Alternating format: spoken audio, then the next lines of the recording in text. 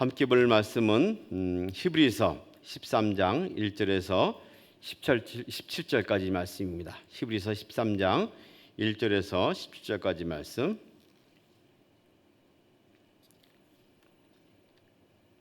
제가 읽겠습니다. 형제 사랑하기를 계속하고 손님 대접하기를 잊지 말라. 이로써 부지 중에 천사들을 대접한 이들이 있었느니라. 너희도 함께 갇힌 것 같이 갇힌 자를 생각하고 너희도 몸을 가졌은즉 학대받는 자를 생각하라. 모든 사람은 결혼을 귀히 여기고 침소를 더럽히지 않게 하라. 음행하는 자들과 간음하는 자들을 하나님이 심판하시리라. 돈을 사랑하지 말고 있는 바를 족한 줄로 알라. 그가 친히 말씀하시기를 내가 결코 너희를 버리지 아니하고 너희를 떠나지 아니하리라 하셨느니라. 그러므로 우리가 담대히 말하되 주는 나를 돕는 이시니 내가 무서워하지 아니하겠노라. 사람이 내게 어찌하리요 하노라. 하나님의 말씀을 너희에게 일러주고 너희를 인도하던 자들을 생각하며 그들의 행실의 결말을 주의하여 보고 그들의 믿음을 본받으라. 예수 그리스도는 어제나 오늘이나 영원토록 동일하시니라. 여러 가지 교훈에 끌리지 말라. 마음은 은혜로서 굳게 함이 아름답고 음식으로서 할 것이 아니니 음식으로 말미암아 행한 자는 유익을 얻지 못하였느니라. 우리에게 제단이 있는데 장막에서 섬기는 자들은 그 제단에서 먹을 권한이 없나니 이는 죄를 위한 짐승의 피는 대제사장이 가지고 성소에 들어가고 그 육체는 영문 밖에서 불사름이라. 그러므로 예수도 자기 피로써 백성을 거룩하게 하려고 성문 밖에서 권한을 받으셨느니라. 그런즉 우리도 그의 치욕을 짊어지고 영문 밖으로 그에게 나아가자. 우리가 여기에는 영원한 도성이 없으므로 장차 올 것을 찾나니 그러므로 우리는 예수로 말미암아 항상 찬송의 제사를 하나님께 드리자. 이는 그 이름을 증언하는 입술의 열매니라. 오직 선을 행함과 서로 나누어 주기를 잊지 말라. 하나님은 이 같은 제사를 기뻐하시느니라. 너희를 인도하는 자들에게 순종하고 복종하라. 그들은 너희 영혼을 위하여 경성하기를 자신들이 청산할 자인 것 같이 하느니라. 그들로 하여금 즐거움으로 이것을 하게 하고 근심으로 하게 하지 말라. 그렇지 않으면 너희에게 유익이 없느니라. 아멘. 하나님이 기뻐하시는 제사를 제목으로 말씀을 나누기 원합니다. 학기 말이 되면 학교에서 피할 수 없는 과정이 있습니다. 평가죠. 흔히 기말 평가, 또 연말 평가에서 평가를 하게 됩니다. 평가를 하게 되면 한 두 가지 형태가 있는데, 하나는 얼마만큼 지식을 알고 있느냐 하는 것을 필답 형식을 통해서 지식의 양을 측정하는 지필 평가가 있습니다. 또 한 가지 평가는 한 번에 보는 것이 아니고 이렇게 계속적인 몇 번 나눠서 또는 과정을 통해서 학생이 그 과정에 참여함으로 얼마만큼의 결과를 이뤄냈는가 하는 수행평가가 있습니다. 보통 수행평가는 한 번에 치르지 아니하고 몇 번에 걸쳐서 나누기도 하고 시간을 오래 요하기도 합니다. 우리는 이제 히브리서 마지막에 다가오고 있습니다. 다가오면서 정리를 하는 글귀가 있는 것을 종종 보게 되죠. 그러면서 조심하라, 경계하라, 너희 눈을 예수에게 고정하라, 그런 말씀을 하고, 또 중간에 배교하거나 멀리 떠난 사람들의 그 안 좋은 예를 보면서 너희도 조심하라, 경성하라, 깨어라, 이런 말씀을 합니다. 오늘 마지막 장에 보면 하나님이 기뻐하시는 또 다른 제사가 있다라고 말씀을 하고 있죠. 그러면서 그 제사는 어떤 형태인가를 말하는데, 한 번에 이루어진 것이 아니고 예수 그리스도는 한 번에 그것을 이루셨는데, 너에게 행할 방식은, 태도는, 삶의 태도는 오랫동안 마치 수행평가듯이 과정을 통해 하는 것이라고 말씀을 합니다. 그 첫 번째 대표적인 것이 무엇이냐면, 사랑하는 삶을 계속해서 유지하라고 요청하고 있습니다. 한 번에 끝내는 어떤 이벤트나 요식 행위가 아니고 계속해서 사랑을 실천하라고 요청하고 있는 것이죠. 제사라는 형식에 있어서 가장 중요한 것은 그 내용입니다. 어떤 내용을 가지고 제사를 드리냐가 정말 중요하죠. 만일 제사의 내용이 빠진다면, 본질이 빠지면 그 제사는 형식인 것이고 아무것도 아닌 것이 되고 맙니다. 예수님 당시의 사람들이 형식은 남았는데 내용이 빠졌기 때문에 그토록 호되게 예수님께 비판을 당한 것이죠. 그것이 무엇일까요? 그것은 바로 사랑입니다. 마치 만두를 감싸고 있는 피가 있는데 그 피는 결국 만두소 그 내용을 감싸고 있기 때문에 음식을 먹을 때 맛있는 내용의 내용물을 먹을 수 있는 것 같이 제사라는 그 규정 가운데 핵심이 있는데 그것이 무엇이냐? 그것은 사랑이다라는 것을 말합니다. 이 사랑은 억지로 의무나 율법적으로 하는 것이 아닌 것을 말합니다. 사랑하는 사람은 의무나 당연해서가 아니고 그 정말 마음에서 우러나오는 기쁨을 가지고 해야 되는 것이죠. 예수님은 그래서 옛 계명이 아니라 새로운 계명을 말씀하실 때 그 핵심 바로 사랑이라고 말했습니다. 내 마음을 다하고 목숨을 다하고 주 너희 하나님을 사랑하라. 이것이 크고 첫째 되는 계명이고 또 둘째는 그와 같으니 내 이웃을 내 몸과 같이 사랑하라. 이것이 온 율법과 선지자의 강령이다고 말을 합니다. 이런 사랑을 계속하라는 것이죠. 그러면서 이어져서 어떤 형태의 사랑을 할 것인가를 구체적으로 나누고 있습니다. 나그네 대접을 잘해라. 감옥에 갇힌 사람들을 남 보듯이 하지 말고 너희 형제인 듯 대하라. 결혼에 있어서 부부간에 사랑의 틈을 주지 말아라. 돈을 사랑하는 것이 정당한 것이 아니다 하면서 좀 대상을 넓히고 있습니다.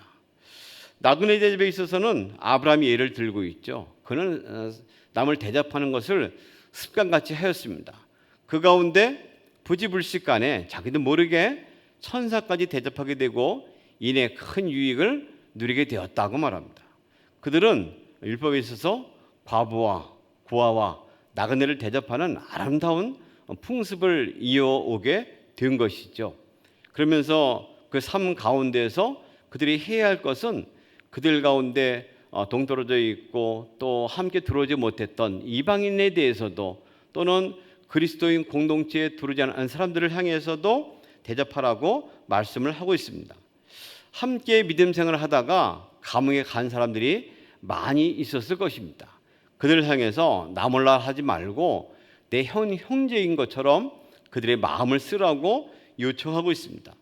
이 말씀이 좀 더 확대가 된다면 요즘 시대에 있어서 우리 기독교 공동체 눈에 보이는 가시적인 뿐 아니라 떨어져 있는 멀리 있지만 함께 믿음의 연대를 하고 있는 또 다른 사람들이 고통을 당한다면 그 고통을 남을 나라 하지 말라고 요청하는 것 같기도 하죠. 또 세 번째 있는 것은 모든 사람은 결혼을 귀히 여기고 침소를 더럽히지 말아라. 이 거룩한 잠자리를 유지하라고 말합니다. 틈을 내어서 이 거짓된 사랑으로 속지 않게 하라고 말하는 것이죠. 간음과 불륜이 일상화된 요즘에 있어서도 계속 유지되는 말씀이기도 합니다. 참된 사랑은 바로 결혼에까지 이어져서 우리의 모든 것이 올바로 서야 할 것을 말하기도 합니다.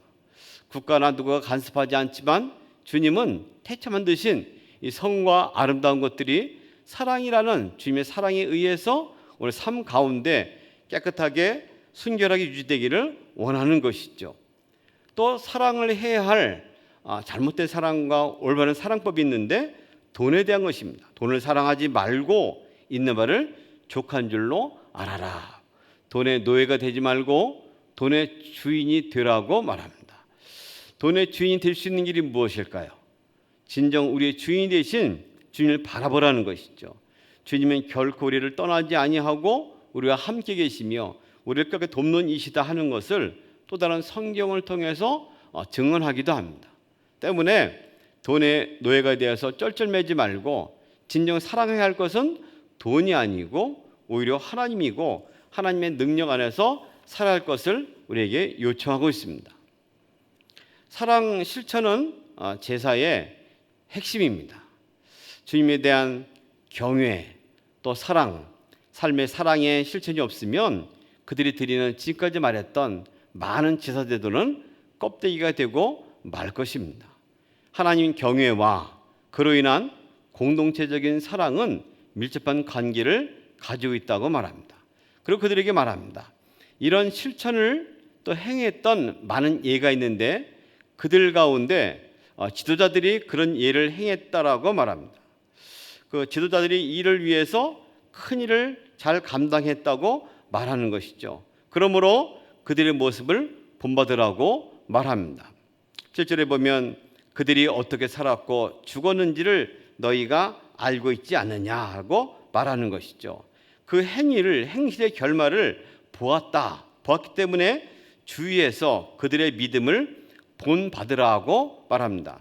17절 아래 더 가면 더 그들의 행실이 어떠했는지를 말하고 있는데 너희를 인도하는 자들에게 순종하고 복종해라. 왜냐하면 그들은 너희 영혼을 위해서 경성하기를 깨어있기를 자신들이 마치 청산할 자인 것 같이 계산할 자인 것 같이 책임과 의무감으로 한다고 말합니다. 그들로 하여금 지도자들로 하여금 즐거움으로 이것을 하게 하고 근심되게 하지 않게 하라. 그래 너희에게 유익이 있다고 말하는 것이죠. 오늘 이 일을 맡은 이들과 함께 한다는 것은 큰 유익입니다. 우리 교회는 또 여러모로 많은 평신도를 세워서 함께 일을 동역하고 있죠. 함께 일을 감당하는 사람들은 좋은 모범이 됩니다. 이런 분들이 함께 있으면서 신앙의 이력을 아름다운 모범을 보인다는 것은 우리에게 힘이 되죠. 우리에게 큰 은혜가 됩니다. 믿음의 산전수전을 겪은 신앙의 이력이 있는 분들이 공동체에 함께하면서 그들의 모습이 본이 되고 또 그들의 행한 아름다운 모습을 따라간다는 것은 큰 힘이 되는 유익이 되는 것을 분명하게 전하고 있습니다. 그들의 신앙 경험에 편성할 때 훨씬 더 큰 유익을 얻게 됩니다. 우리는 계속해서 믿음이 시간만 가는 것이 아니고 역사적으로 우리의 처음과 마지막의 결론이 무엇인가를 증명할 필요가 있습니다. 주님 안에서 살게 되면 그런 결과가 나올 것입니다. 이런 선배 혹은 조상들의 전통과 흔적과 믿음의 기승자가 이어서 되라고 요청합니다. 최종적인 모델이 무엇이냐? 역시 예수님이시죠. 지도자를 말한 다음에 8절에는 또 이런 말씀을 합니다. 예수 그리스도는 어제나 오늘이나 영원토록 동일하시니라. 사람은 좀 변할 수도 있고 모범의 그릇됨이 될 수 있습니다. 그러나 예수 그리스도는 온전하다고 말합니다. 이상하고 여러 가지 이단 사설에 끌려가지 말라고 말합니다. 음식 규정을 지키는 절기 규정과 같은 것 때문에 우리 영혼이 튼튼해지는 것이 아니고 오히려 은혜로 튼튼해진다는 것을 강조합니다.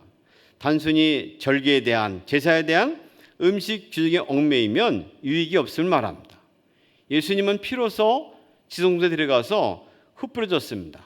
하지만 그 피를 얻기 위해서 그는 성소 밖에서 죽임을 당했다는 것을 말합니다. 주님은 이 영문 밖에서 성문 밖에서 고난을 당했기 때문에 그 어렵고 힘든 인생길에 함께함으로 너희가 그것에 동참함으로써 유익을 얻을 수 있다고 말합니다. 매일의 삶 속에서 예수님의 고난의 십자기를 함께 짊어지고 담대히 나가기를 요청합니다.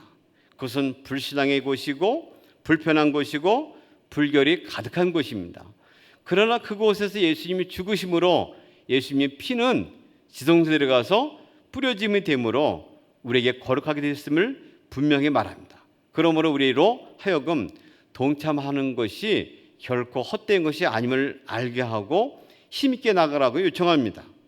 삶 속에서 예수의 이름으로 고백하는 것, 이것이 바로 입술의 열매입니다. 구체적으로 말하면 선행을 하고 있는 것을 나눠주는 것, 이것이 바로 매일 일상에서 드려지는 삶의 제사라고 말합니다. 사도 바울은 로마서에서 어떤 교리를 쭉 말한 다음에 행함에 있어서 첫 번째 문장을 한마디로 요약했죠. 여러분의 몸을 하나님께서 기뻐하실 거룩한 산 제사로 드리십시오. 이것이 여러분이 드릴 합당한 예배입니다. 구체적으로 여러분은 이 시대 풍조를 본받지 말고 마음을 새롭게 함으로 변화를 받아서 선하시고 기뻐하시는 하나님의 완전한 뜻이 무엇인지를 분별하는 생활을 하십시오. 이것이 예배라고 매일 드려지는 제사라고 말합니다. 우리는 또 월요일을 시작하면서 해야 할 일이 있는데 또 은혜고 축복의 기회를 받습니다. 하나님께 감사의 노래를 부를 수 있습니다. 고난의 현장에 들어가면서 찬송을 부를 수가 있습니다. 오늘도 어떻게 하면 하나님이 기뻐하시는 날이 되고 일이 될지 고민하고 기도하기를 원합니다. 내가 즐겁고 또 기쁘게 해야 할 것을 찾는 것이 아니고 오히려 하나님을 기쁘게 할 것이 무엇인가에 집중하면 더 큰 은혜를 누리게 될 것입니다. 그 은혜를 누리는 복된 하루가 되기를, 매일의 삶으로 주님이 기뻐하시는 제사를 드리는 아름다운 하루가 되기를 주님의 이름으로 소망합니다. 하나님 아버지 고맙습니다. 오늘도 사랑하기를 계속함으로 또 우리의 모범 되신 주님을 바라봄으로 매일 드리는 제사에 동참하기를 원합니다. 주님, 고난의 현장에 동참하지만 이것이 큰 기쁨이요 소망이 되는 것을 믿습니다. 이로 인하여 예수 그리스도가 나간 그 길을 따라가기 원하오니 힘과 용기를 더하시고 우리의 주어진 삶을 살아갈 때에 아버지, 이것이 기쁨과 감사여 소망이 되는 것을 누리게 하여 주시옵소서.